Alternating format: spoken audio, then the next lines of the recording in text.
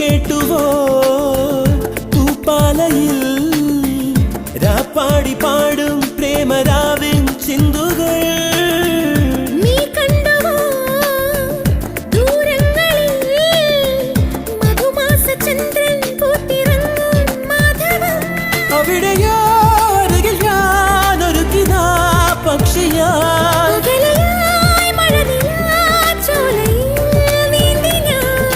വിരഹമെന്ന പദമില്ല കവിതകളിൽ പിരിയുകയില്ലൊരു നിമിഷം സുന്ദരൻ എന്നോമൽ സുന്ദരി